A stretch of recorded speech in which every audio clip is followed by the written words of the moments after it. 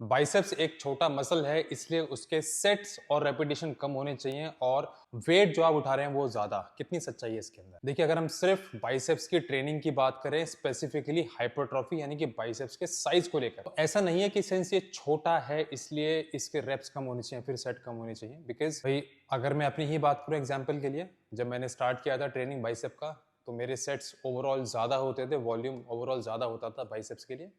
और since biceps का initially ही growth अच्छा आया, तो जाहिर सी बात है मेरे आर्म्स थोड़े ठीक हैं, और इसकी वजह से अब मुझे आर्म्स को बहुत ज़्यादा ट्रेन करने की ज़रूरत नहीं पड़ती है। तो क्या एक जेनेरिक गाइडलाइन में अगर बोलता हूँ कि कम सेट्स की ज़रूरत है, कम रेप्स की ज़रूरत है, क्या मेरे ही लाइफ टाइम में वो सही है? बिल्कुल नहीं। जब मैंने स्टार्ट किया था तो रेपिटेशन भी ज़्यादा थे और वेट लोड भी ज़्यादा था और सेट भी ज़्यादा थे। अब शायद रेपिटेशन भी कम है और वेट लोड भी कम है और सेट भी कम है।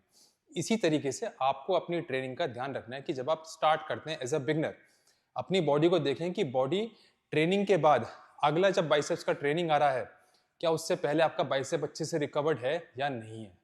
ओवरऑल सारी चीजें आपके रिकवरी के ऊपर डिपेंड करती है, चाहे आपका कुछ भी रूटीन हो। अब जैसे अक्सर ये पूछा जाता है कि बाइसेप्स को कितनी बार हफ्ते में ट्रेन करें, फिर चेस्ट को हफ्ते में कितनी बार ट्रेन करें। भाई, अगर आपको लगता है कि आपकी चेस्ट 3 बार की ट्रेनिंग के बाद भी रिकवर हो पा रही है, आपकी ग्रोथ आ रही है, तो आपके लिए 3 बार भी ठीक है।